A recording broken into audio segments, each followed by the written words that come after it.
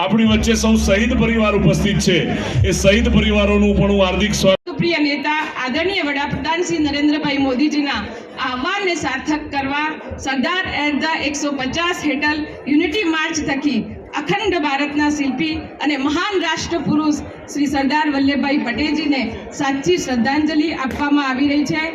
આપણા સાંસદ અને કેન્દ્રીય ગૃહ અને સહકાર મંત્રી શ્રી અમિતભાઈ શાહજીના પ્રેરણાત્મક માર્ગદર્શન હેઠળ ગુજરાત રાજ્યના લોકલાડીલા પ્રજાવાત્સલ્ય મુખ્યમંત્રી શ્રી ભૂપેન્દ્રભાઈ પટેલજી દ્વારા દેશની એકતા અને અખંડતા માટે સંકલ્પ લઈ એક ભારત શ્રેષ્ઠ ભારતની રાષ્ટ્રભાવનાને પ્રબલ બનાવવા આ એકતા માર્ચનું આયોજન ખૂબ જ આવકાર્ય છે.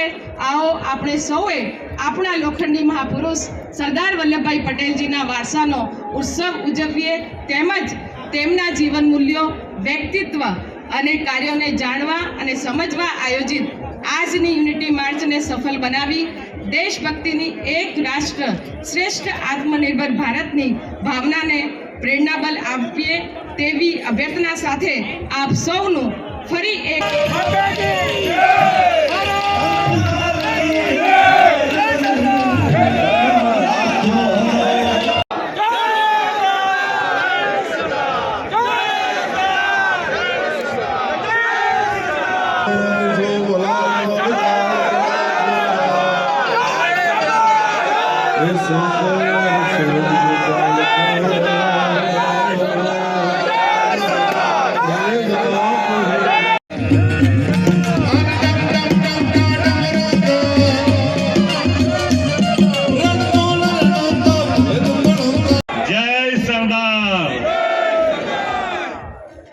સરદાર એટ 150 યુનિટી માર્ચના કાર્યક્રમમાં આપણી સૌની સાથે મંચ ઉપર ઉપસ્થિત સર્વ પૂજ્ય સંતોના ચરણોમાં વંદન કરું છું અને આપણા લોકલાડીલા વડાપ્રધાન તથા એક ભારત શ્રેષ્ઠ ભારતના પ્રેરણા સ્ત્રોત શ્રી નરેન્દ્રભાઈ મોદીના નેતૃત્વમાં દેશભરમાં સરદાર સાહેબની 150મી જન્મ જયંતિ ભવ્ય ઉજવણીનું આયોજન થયું છે. આ અંતર્ગત આપણે સરદાર સાહેબના એકતાના કાર્યો અને વડાપ્રધાનશ્રીએ આપેલા એકતાના મંત્રને જન જન સુધી પહોંચાડવા વિધાનસભા વાઇઝ યુનિટી માર્ચ એટલે કે પદયાત્રા યોજી રહ્યા છીએ. આ પદયાત્રામાં જોડાયેલા ઘાટલોડિયા વિધાનસભાના સૌ નાગરિકોને ખૂબ ખૂબ શુભકામનાઓ પાઠવું છું. આપણા વડાપ્રધાન શ્રી નરેન્દ્રભાઈએ વિશ્વની સૌથી ઊંચી પ્રતિમા સ્ટેચ્યુ ઓફ યુનિટીના નિર્માણ દ્વારા લોહ પુરુષ સરદાર સાહેબને શ્રેષ્ઠ અંજલિ આપી છે. સરદાર સાહેબની આ પ્રતિમા વિશ્વભરમાં ભારતના સામર્થ્ય અને ગૌરવવંતા ઇતિહાસનું જીવંત પ્રતીક છે. સરદાર સાહેબે આઝાદી પછી દેશના પ્રથમ નાયબ વડાપ્રધાન અને ગૃહમંત્રી તરીકે 562 દેશી રજવાડાઓનું વિલીનીકરણ કરીને અખંડ ભારતનું નિર્માણ કર્યું છે. વડાપ્રધાન શ્રી નરેન્દ્રભાઈ મોદી અને આપણા લોકપ્રિય ગૃહમંત્રી શ્રી અમિતભાઈ શાહે કાશ્મીરમાંથી કલમ 370 દૂર કરીને કચ્છથી કટક અને કાશ્મીરથી કન્યાકુમારી ભારતને એક અને અખંડ બનાવ્યું છે. વિકાસની રાજનીતિ અને સૌના સાથ સૌના વિકાસની એકતાથી જ વિકસિત ભારત બની શકે. વડાપ્રધાન શ્રી મોદી સાહેબે બતાવેલા માર્ગને આખો દેશ અનુસરી રહ્યો છે. બિહારની જનતા જનાર્દને પણ એ જ માર્ગે ચાલીને વિધાનસભા ચૂંટણીમાં મોદી સાહેબના નેતૃત્વને ભારે જન આશીર્વાદ આપ્યા છે. રન ફોર ડેવલપમેન્ટ, વિકાસની રેસમાં સૌના સાથ સૌના વિકાસ, સૌનો વિશ્વાસ અને સૌના પ્રયાસના મંત્રથી ભારત ત્રીજી મોટી આર્થિક મહાસત્તા બનવા તરફ શ્રી મોદી સાહેબના નેતૃત્વમાં આગળ વધ્યો છે. વડાપ્રધાન શ્રી નરેન્દ્રભાઈ મોદીએ આત્મનિર્ભર ભારતનો સંકલ્પ કર્યો છે.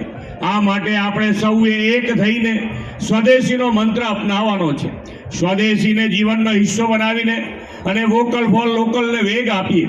સરદાર સાહેબને આદરપૂર્વક યાદ કરીને આપણે સૌ પ્રતિજ્ઞા લઈએ કે જ્યાં હોઈએ ત્યાંથી દેશની એકતાનો, અખંડિતતાનો, સ્વદેશીનો સંદેશ આત્મસાત કરીશું. વિકસિત ભારત 2047 સૌ એક બનીને સાકાર કરીશું. અને આત્મનિર્ભર ભારતનું નિર્માણ કરીશું એવા વિશ્વાસ સાથે વિરમું છું. ભારત માતા કી જય. વંદે માતરમ. માટે આ સંકલ્પ લઉં છું કે મારા રોજિંદા જીવનમાં વધુમાં વધુ ભારતીય વસ્તુઓનો ઉપયોગ કરીશ અને આયાતી વસ્તુઓને બદલે વૈકલ્પિક એવી સ્વદેશી વસ્તુઓને જ અપનાવીશ. ઘર, કાર્યસ્થળ અને સમાજમાં ભારતીય વસ્તુઓને પ્રાથમિકતા આપીશ. ગામ, ખેડૂત તથા કારીગરોનું સમર્થન કરી સ્થાનિક ઉદ્યોગોને પ્રોત્સાહન આપીશ. યુવાનો અને બાળકોને સ્વદેશી અપનાવવા માટે